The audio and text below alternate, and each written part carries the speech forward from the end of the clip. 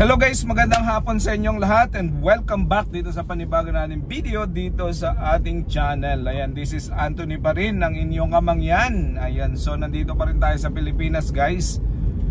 Para sa mga hindi pa nakakaalam at tayo po ay isang OFW, tayo nandito sa Pilipinas ngayon, tayo nag-aalaga ng RTL Chicken. At itong RTL Chicken natin guys ay panimulang negosyo kung sakali na gusto natin mag for good. Itong ating RTL Chicken ay isang magandang negosyo na pwedeng pagsimulan habang ikaw ay nagtatrabaho abroad. No, pagdating mo ng Pilipinas, kapag nasimulan mo na, tuloy-tuloy na yan guys, no? So ang pag-uusapan natin ngayon ay ano yung mga dapat mong tandaan kung ikaw ay magsisimula ng RTL business, no? So yun ang mga tips natin pag-uusapan ngayong araw na to. So bago yan ay pag-uusapan natin lahat yan pagkatapos lamang ng isang maikling intro.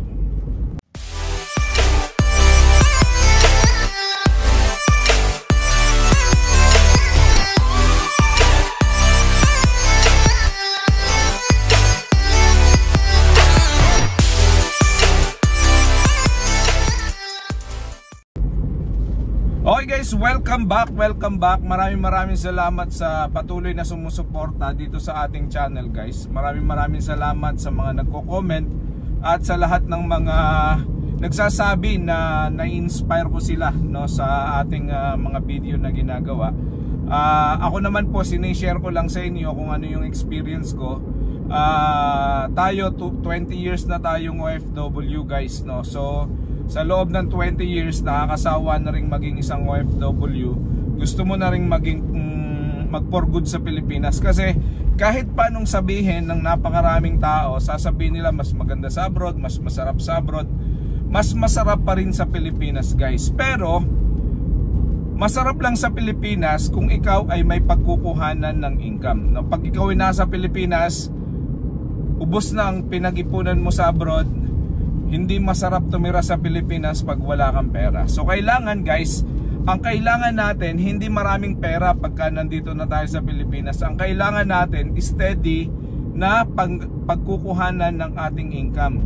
Kasi hindi naman kailangan maraming pera. Ang kailangan lang natin ay masusustain yung ating mga pangangailangan sa araw-araw. Hindi lamang masusustain kundi merong konting masusobra para maitabi natin para just in case merong konting emergency.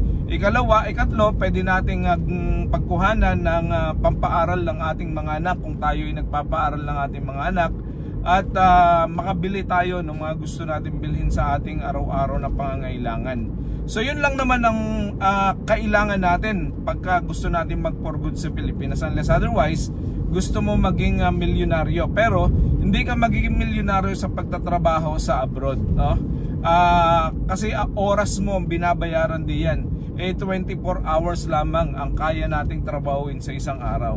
Pagka nag 24 hours ka, patay ka na kapag ka nag 7 days ka sa sobrang pagod, kasi hindi na halos kaya ng katawan yon. Pero kapag kayo nagnegosyo guys, at katulad nito, nagsimula ka bilang isang OFW, sinimulan mo yung iyong trabaho na nag-iipon ka, tapos kung makaipon ka na ay magsisimula ka ng isang maliit na negosyo katulad nito sinisimulan natin, magkakaroon ka ng chance na fighting chance na pag uwi mo hindi ka na babalik, i-manage mo na lang yung negosyo na meron ka. So bago natin magawa yan, kailangan may mga dapat tayong tandaan guys, no? Unang-una dapat ay nag-iipon tayo sa abroad, no? So pagdating natin sa abroad, hindi dapat padala ang pera sa lahat ng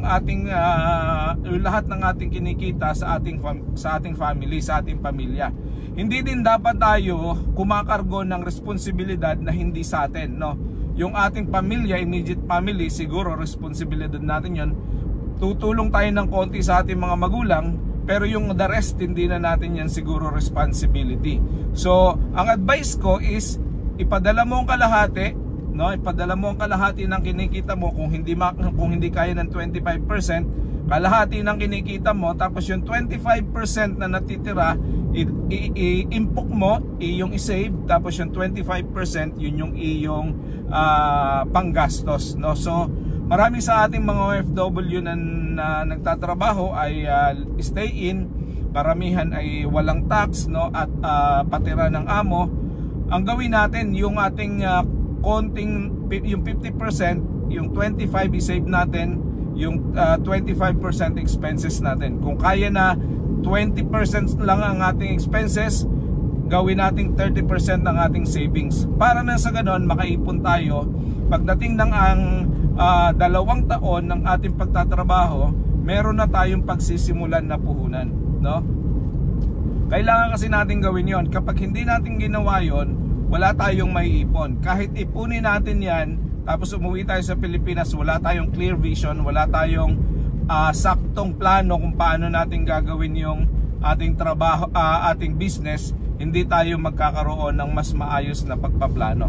So guys, yun lang ang tip ko, isang tip yon. Ikalawa, mag-isip ka ng negosyo na patok sa'yo, katulad dito RTL. Madali lang, kayang i-manage kung ikaw ay nasa abroad. Pwede mong ibigay sa asawa mo yung pag-aalaga ng manok, o kaya sa mga anak mo. Kayang-kaya to, even at 12 years old, 15 years old, kayang-kayang mag-alaga ng manok. Papakain, maglilinis, magpapainom, magbibigay ng medicine. I-guide mo lang yung kapamilya mo, kayang-kayang gawin kahit ikaw ay nasa malayo. Kung gusto mong i-monitor, maglagay ka ng CCTV katulad ng mga ginagawa ko dito sa aking farm, no? So kahit nasa UK ako, na monitor ko, na didirect ko yung aking tao, yung nag-aalaga ng kung ano ang dapat gawin sa ating mga RTL. So mag-isip ka ng babagay sa iyo na negosyo. Dito sa negosyo na to, madali lang, maalwan lang, kaya lang pwede magsimula ng konti lang habang pinag-aaralan mo, pero wala masyadong kita.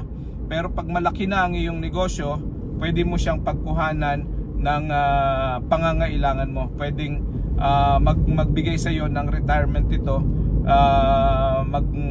maging daan, maging source mo ng daily income, at pwede ka nang hindi mag-abroad. Ikatlo na dapat mong tandaan is yung mga finances, siguraduhin mo na ma-manage mo na maayos. Kasi kapag hindi mo minanage na maayos ang finances, diyan malulugi ang negosyo. So, ang pera ng negosyo, hindi pera ng pamilya. Kapag ka dyan kinuha yung expenses sa araw-araw, sa iyong bahay, sa iyong pamilya, hindi magtatagumpay ang negosyo, mauubos at mauubos ang iyong business. So kinakailangan na yung pera na ginagamit mo sa negosyo ay pang negosyo lang. So ang pumapasok na pera pumupunta sa bangko, at ang lumalabas na pera ay lumalabas para sa expenses sa negosyo. Hindi pwedeng ang expenses ay para sa pamilya at para sa negosyo. Mauubos at mauubos ang iyong puhunan. Yan. So ang ikaapat guys ay kailangan pag-aralan mong mabuti yung negosyo na papasukin mo kahit nasa abroad ka pa, no? So kailangan pag-aralan mo ng ayos.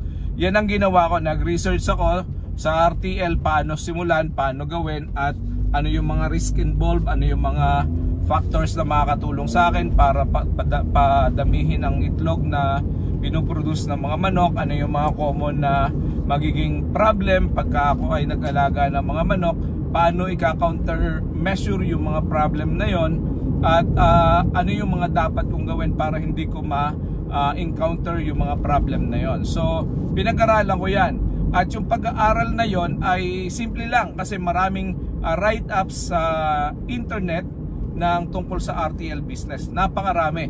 Marami ding mga YouTube videos. Kaya lang syempre pag nag-aaral ka, susubukan mo yung iba para malaman mo kung ano talaga ang effective para sa iyo. So habang ikaw ay nasa abroad, pwede mo naman sabihin sa nag-aalaga mo, gawin natin ito, subukan natin kung alin ang mas effective. Ganon. So yun yung ating mga tips, no? So guys, at ang ikalima ay dapat focus ka lang, no? Focus ka sa negosyo na gusto mong buksan. Focus ka. Huwag kang paiba-iba, kasi kung meron kang hindi masamang mag-diverse ng iyong mga businesses, pero pag may sinisimulan ka at hindi pa hindi pa masyado gumagana, hindi pa profitable, medyo focus ka lang, no? Tingnan mo, subukan mo, at saka tingnan mo kung magiging effective. Kasi kung hindi ka nakafocus, lagi yung mapapabayanan. Pag napabayanan, magkakaproblema tayo sa production, sa output, no, sa magiging result, no. So dapat may end goal ka sa negosyo na gusto mong pasukin. Kung RTL ang business na gusto mong pasukin, ano yung mga starting moves mo?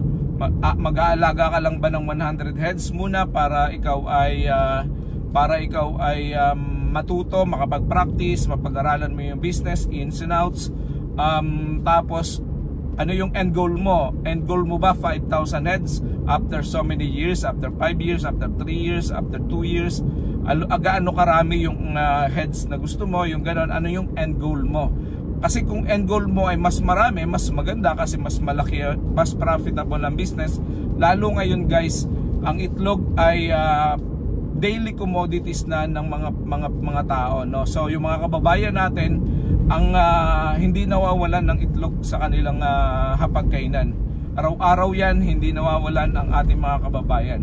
Nawawalan ng sardinas pero hindi nawawalan ng itlog. Dahil ang itlog ang isa sa pinakamadaling pang-ulam ng pamilyang Pilipino.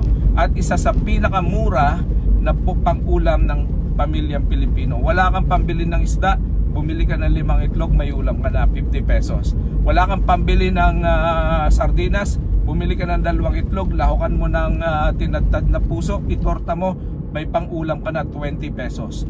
So ganun guys, no? So kailangan natin magkaroon ng end goal sa natin gustong dalahin yung negosyo. Para na sa ganun, kung meron tayong end goal, makikita natin na profitable at makikita natin na pwede itong retirement plan, no? Pwede nating isipin na tayo ay pwede nang magretiro kung tayo ay magpapatuloy sa ganitong klaseng negosyo na ginagawa natin. So guys, yun ang 5 tips ko sa inyo guys, no? So kung kayo ay nagpaplano na mag for good na, OFW kayo na katulad ko, ihanda nyo na yung inyong mga dapat gawin para kayo ay makapagretiro, para kayo ay makapag for good. Kasi kung hindi, lagi kong sinasabi, the cycle will be repeated itself, no?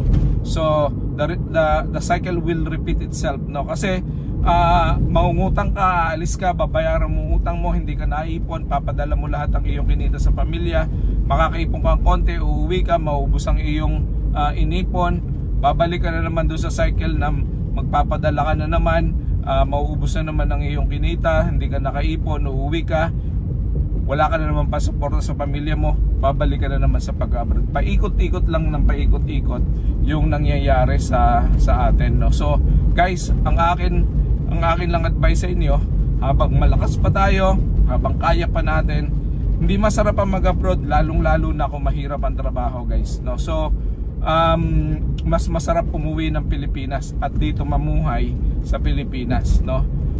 Yun. So guys, maraming salamat. Kung ikaw ay nakaabot sa dulo ng video na ito, pa-subscribe naman, pa-like, pa-thumbs up, no? At saka pa-share na rin, pa-click yung notification button para sa ganon lagi kang updated sa ating mga tips and tricks dito sa ating pag-aalaga ng ating RTL chicken layers, no? Salamat, God bless, see you all later, and I love you all. Bye bye.